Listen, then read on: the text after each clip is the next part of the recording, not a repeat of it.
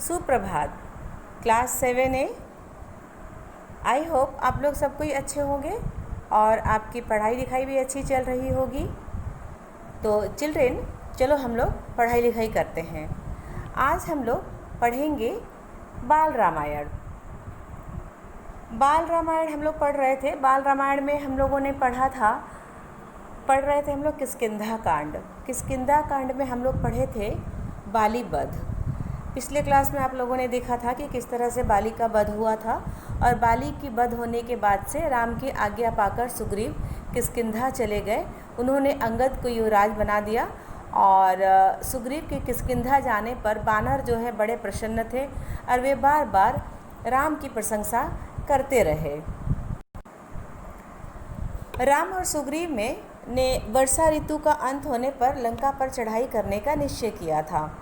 इसके बाद सुग्रीव अपने राज्य चले गए और राम जो है वो लक्ष्मण के साथ प्रसन्नवर्ण पर्वत की एक सुंदर गुफा में रहने लगे और बैठकर वर्षा ऋतु समाप्त होने का इंतज़ार करने लगे।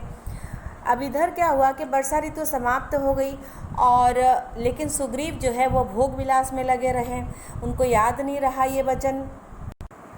तब राम ने कहा कि देखो, सुग्रीव ने तो कहा था कि शरद ऋतु आने पर वह अपनी सेना के साथ सीता की खोज में हमारी मदद करेंगे, पर लगता है कि सुग्रीव जो हैं वह भूल गए हैं। उनको याद दिलाने की आवश्यकता है। तब उन्होंने हनुमान को बुलाया। राम ने हनुमान को बुलाकर आज्ञा दी कि जाओ और जाकर सुग्रीव को उनकी प्रतिज्ञा को याद दिलाओ। हनुमान ने जाकर सुग्रीव को उनकी प्रतिज्ञा याद दिलाई तो वे राम के पास हाथ जोड़े हुए आए और कहा कि मैं राम की कृपा को कैसे भूल सकता हूँ। मैं शीघ्र ही सारी सेना को इकट्ठा करता हूँ। उन्होंने बानर सेना को इकट्ठा होने का आदेश दिया। बहुत सारे बानर जो हैं वो इकट्ठे हो गए। युद्धपति नल 10 करोड़ बानरों से घिरे हुए थे। ऋक्षों के राजा जामवंत करोड़ों ऋक्षों के साथ उस ओर आ रहे थे। अंगद की इतनी बड़ी विशाल सेना को देखकर राम को बड़ी खुशी हुई। सुग्रीव ने उस विशाल सेना को 4 भागों में बांट दिया। पूर्व, पश्चिम, उत्तर, दक्षिण में चारों दलों को जाने का निर्देश दिया। साथ ही विविध नगरों, द्वीपों तथा वनों का विस्तार पूर्वक विवरण भी बता दिया। जब सब कोई जाने लगे तो राम ने हनुमान को अपने पास बुलाया और बुलाकर कहा कि हनुमान, तुम पर मुझे पूरा भरोसा है कि तुम अपने कार्य में अवश्य सफल होगे। तुम जब सीता से मिलना तो सीता को मेरी निशानी के रूप में यह अंगूठी दे देना। इस अंगूठी से वह मुझे पहचान जाएगी। तुम जरूर मेरा काम करके आओगे। दक्षिण दिशा की तरफ में जो दल गया हुआ था उसमें हनुमान थे, नल थे, नील थे और भी थे, रीछ थे। तो पर्वतों को उन लोग लांघते हुए इधर उधर ढूंढते हुए सब जगह पहुंच रहे थे। हाँ, तो उन्होंने इधर उधर बैठकर इधर उधर सब खोज रहे थे, लेकिन सीता का कहीं पर भी पता नहीं चल रहा था। वे लोग हर गुफा में, हर जंगल में, सब जगह सीता को ढूंढ रहे थे। सीता का कहीं पता नहीं लग रहा था। हनुमान जो है वह एक जगह खड़े होकर चारों तरफ देख रहे थे। तो देखने पर उन्हें एक पर्वत दिखाई दिया तो वह कूदकर उस पर्वत पर चले गए। पर्वत से जो उन्होंने एक दृश्य देखा, वह देखा कि एक गुफा है जहाँ पर पक्षी तक अंदर नहीं जा पा रहे हैं, यानी कि पक्षियों तक के जाने की जगह वहाँ पर नहीं है। तो वे लोग सब कोई पूरी बानर दल जो है उस गुफा के पास पहुँचते हैं। उस गुफा के पास जाते जाते वे लोग समुद्र के किनारे पहुँच जाते हैं। उस गुफा में उन लोगों ने देखा कि सोच रहा है कि क्या है इसके अंदर, क्या हो सकता है। तो हनुमान जी जो है वो खोजने की कोशिश कर रहे थे। गुफा तो है पर गुफा में कोई दिखाई नहीं दे रहा है। क्या बात है, कहीं सीता इस गुफा के अंदर तो नहीं है।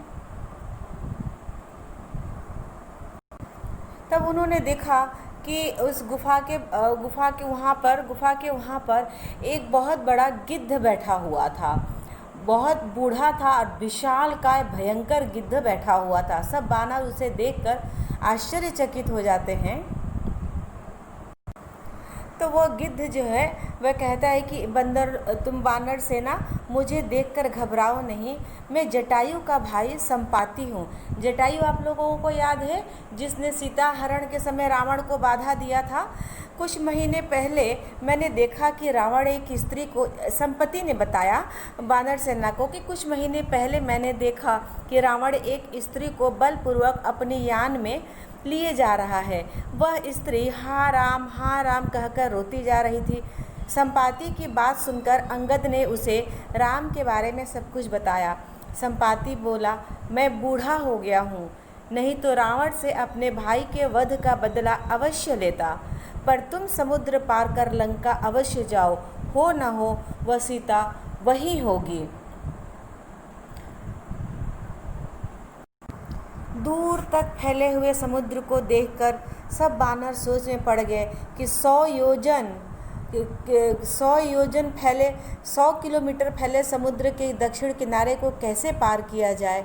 सब कोई सोच रहे थे। उसके बाद जामवंत ने हनुमान को उनकी शक्ति याद दिलाई। कहा कि हनुमान, तुम पवन पुत्र हो, यह दुष्कर कार्य तुम ही कर सकते हो, तुम सीता का पता लगा कर आओ।